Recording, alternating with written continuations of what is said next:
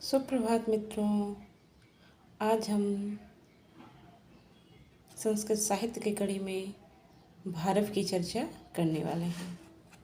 भारवी, इनका समय 560 ईस्वी के लगभग बताया गया है और भारवी सयो थे। इनका उपनाम क्या था? आत्र पत्र भारवी। आत्र पत्र भारवी। वास्तविक नाम इनका दामोदर और भारव इनकी उपाधि थी। अवंती सुंदरी कथा के अनुसार पिता का नाम नारायण स्वामी था। प्रायः सभी विद्वान भारव को दक्षिणात्य मानते हैं। पत्नी का नाम रसिकवती या रसिका मिलता है। अवंती सुंदरी कथा के अनुसार भारवी दंडी के प्रपितामह थे। क्या थे? प्रपितामह थे। किंवदंती के अनुसार भारवी का अति प्रिय श्लोक था, सहसा विदधीद न क्रियाम।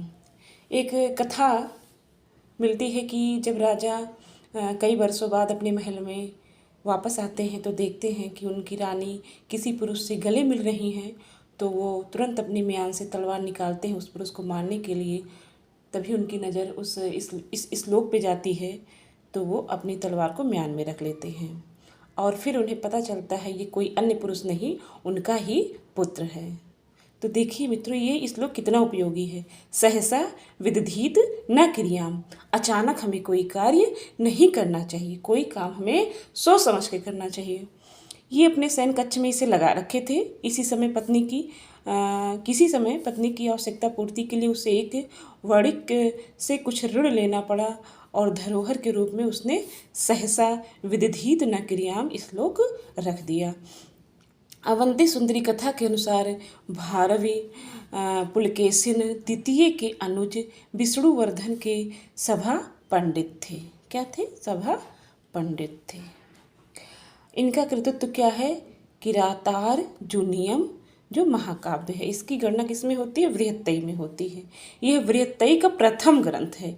इसमें कितने सर्ग हैं? 18 सर्ग हैं। ये मित्रों बहुत ही इम्पॉर्टेंट चीज़ है।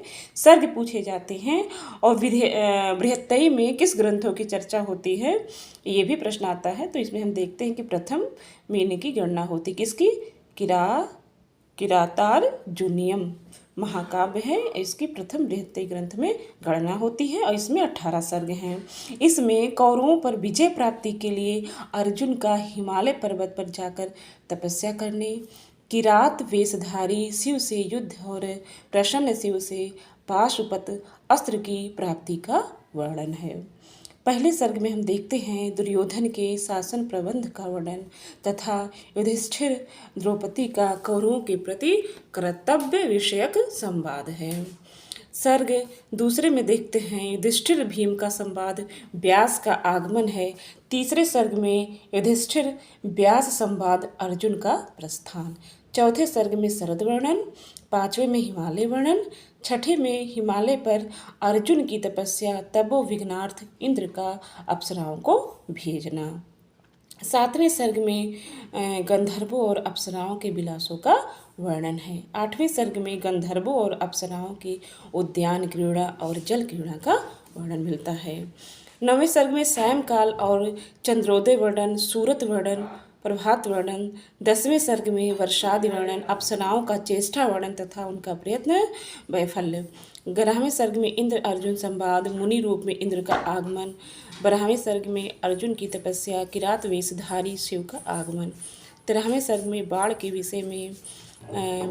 विषय में शिव के अनुचर और अनुज का विवाद। 14वें सर्ग में सेना सहित शिव का आगमन और सेना के साथ अर्जुन का युद्ध दिखाया गया है। 15वें सर्ग में चित्र युद्ध वर्णन। 16वें सर्ग में शिव और अर्जुन का अस्त्र युद्ध। 17वें सर्ग में सेना के साथ अर्जुन का युद्ध, शिव और अर्जुन का युद्ध। 18वें सर्ग में शिव और अर्जुन का बाहु युद्ध, शिव का वास्तविक रूप में प्रकट होना, इंद्र आदि का अर्जुन को विविध अस्त्र देना। भारवीर अर्थ गौरवम भारवेरु भारवह प्रकृत मधुरा भारवी गिरह आदि सूक्तियाँ वस्तुतः कवि की गरिमा को प्रकट करती हैं। किरातार्जुनीयम ग्रंथ का प्रधान रस क्या है? वीर रस है। इस ग्रंथ का आरंभ श्री शब्द इस ग्रंथ का आरंभ श्री शब्द तथा सर्गांत मतलब सर्गांत श्लोकों में लक्ष्मी शब्द का प्रयोग इसकी विशेषता है। ये हमें मित्रों ध्यान रखना होगा कि इस ग्रंथ का आरंभ किससे होता है, श्री शब्द से, और सर्गांत श्लोकों में लक्ष्मी शब्द का प्रयोग इसकी विशेषता है। इसके प्रसिद्ध टीकाकार मल्लिनाथ ने भारव की रचना की उपमा नारियल के फल से दी है। नारिकेल फलम मतलब ऊपर से सख्त और अंदर से मुलायम, जो ऊपर से कठोर किंतु अंदर कोमल और सरस होता है। अच्छा, किरातार जुनियम के 3 सर्ग विशेष कठिन हैं। किरात जुनियम के प्रथम सर्ग विशेष कठिन है, इसलिए इन्हें क्या कहा जाता है, पाषाण त्रय 3 पत्थर कहा जाता है। संस्कृत साहित्य में भारव रीतिकाल के जन्मदाता हैं और भारव के प्रयुक्त मुख्य छंद 13 हैं। भारव के प्रयुक्त मुख्य छंद 13 हैं। प्रिय छंद इनका वनस्थ है, क्या है, वंशस्थ है। इनका प्रिय छंद क्या है, वंशस्थ है। अब हम थोड़ा इनके बारे में क्वेश्चन भी देख लेते हैं जो परीक्षाओं में पूछा गया है। किस कवि की वाणी नारिकेल फल के समान है, तो भारवी। सहसा विदधीत न क्रियाम किस सूक्त से युक्त रचना है, तो किरात जुनियम। किरात जुनियम के प्रत्येक सर्ग का अंतिम किससे होता है, तो लक्ष्मी शब्द से। बृहत्तई में कौन सा महाकाव्य नहीं है, तो कुमार संभव नहीं है।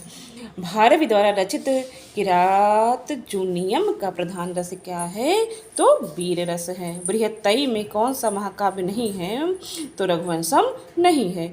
निम्नलिखित में से कौन सा कवि अर्थ गौरव के लिए प्रसिद्ध है, तो भारवी। कौन प्रसिद्ध है, भारवी।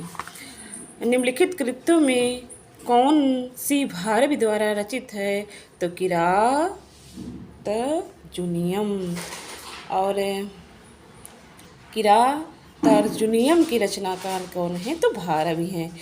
किरात जुनियम कितने सर्गों का महाकाव्य है, तो 18 सर्गों का महाकाव्य है। और किस महाकाव्य के प्रथम 3 सर्गों को पाषाणत्रय कहा जाता है, तो किरातार्जुनियम को कहा जाता है। किरातार्जुनियम के प्रत्येक सर्ग का आरंभ किससे होता है, तो श्री शब्द से होता है। भारवी का वास्तविक नाम क्या था, दामोदर था। इंद्र अर्जुन संवाद किरातार्जुनियम के किस सर्ग में वर्णन है, तो हम देखेंगे 11वें सर्ग में है। भारव के प्रसिद्ध टीकाकार कौन है, तो मल्लिनाथ है। भारव के ग्रंथ के प्रसिद्ध टीकाकार कौन है, तो मल्लिनाथ है। अब हम माघ का देखते हैं मित्रों। माघ, इनका जन्म स्थान क्या है, गुजरात के मालनगर। इनका समय 7वीं शताब्दी का अंतिम चरण अर्थात 675 के लगभग मिलता है। पिता का नाम इनका क्या था, दत्तक। इनके पिता का नाम दत्तक है। इनके कृतित्व की चर्चा हम करेंगे शिवपाल बध। इसकी भी गणना, इस ग्रंथ की भी गणना बृहत्तई में होती है। इसमें कितने मित्रों, 20 सर्ग। अब हम देखेंगे किरातार जुनियम में 18 सर्ग थे, लेकिन शिशुपाल वधम में 20 सर्ग हैं, मतलब 2 सर्ग बढ़ जाते हैं। मुझे ऐसा याद करने के लिए ट्रिक अपनाना होगा।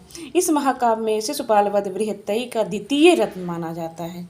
प्रथम तो हम भारव की रचना पढ़ चुके हैं और द्वितीय रत्न में हम शिशुपाल वध को देखते हैं। माघ के विषय में सूक्त प्रचलित है उपमा कालिदास से।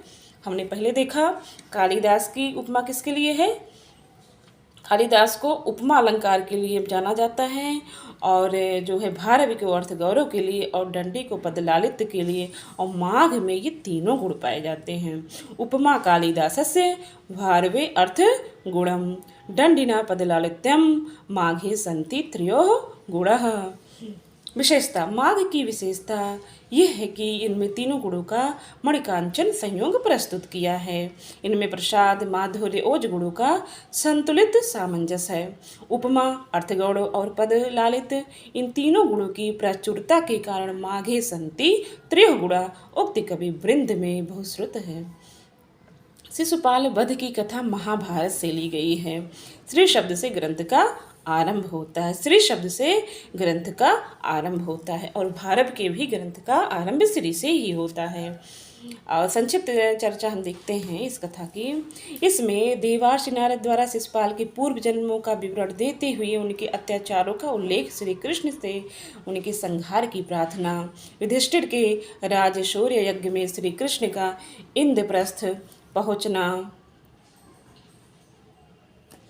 और शिशुपाल का अभद्र व्यवहार और क्रुद्ध श्री कृष्ण द्वारा उनका वध वर्णित है। और प्रथम सर्ग में देवर्षि नारद का आगमन है। और नारद द्वारा शिशुपाल के पूर्व जन्मों और अत्याचारों का वर्णन है। सर्ग दूसरे में श्री कृष्ण, बलराम और उद्धव की गुप्त मंत्रणा है। तीसरे सर्ग में द्वारका से श्री कृष्ण का इंद्रप्रस्थ के लिए प्रस्थान, द्वारिका सेना और समुद्र का वर्णन, रेवतक पर्वत का वर्णन चौथे सर्ग में है। पांचवें सर्ग में रेवतक पर्वत पर सैन्य शिविर का संस्थापन। छठे सर्ग में हम देखेंगे षड ऋतु वर्णन है। छठवें में वन विहार वर्णन है। फिर आठवें में जलक्रीड़ा वर्णन है। नवें में सायंकाल चंद्रोदय श्रृंगार विधानादि वर्णन है। और 10वें में पान गोष्ठी वर्णन और रात क्रीड़ा वर्णन है। 11वें में प्रभात वर्णन, 12वें में यमुना नदी का वर्णन और 13वें में श्री कृष्ण और पांडवों का मिलन है। 14वें में युधिष्ठिर द्वारा राजसूर्य यज्ञ का प्रस्ताव, श्री कृष्ण की पूजा और भीष्म द्वारा उनकी स्तुति की गई है। 15वें सर्ग में शिशुपाल का क्रुद्ध होना, 16वें सर्ग में शिशुपाल के दूत का श्री कृष्ण की सभा में उभयार्थक वाक्यों का प्रयोग और 17वें में हम देखेंगे श्री कृष्ण पक्षीय राजाओं का अत्यंत क्रुद्ध होना। 18वें में देखेंगे दोनों सेनाओं का साक्षात्कार और घोर युद्ध का वर्णन। 19वें में देखते हैं चित्र अलंकार युक्त श्लोकों से विचित्र व्यूह रचना एवं युद्ध का वर्णन और 20 सर्ग इसमें बताया गया है। तो अंतिम सर्ग में हम देखेंगे श्री कृष्ण और शिशुपाल का शस्त्र युद्ध, श्री कृष्ण द्वारा सुदर्शन चक्र से शिशुपाल का वध। रसिक सहृदयों का कथन है कि मेघे माघे गतम वयः, मेघे माघे गतम वयः।